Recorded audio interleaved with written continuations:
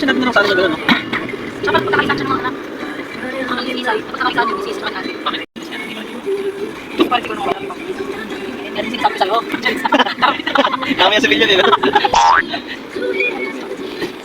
Kaya nakasayang ako eh. Hindi naman naman eh.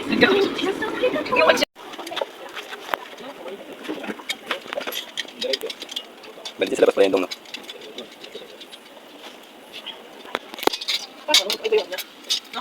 Ito walang siya. Yung daw yun, eh. Baka may atat, eh.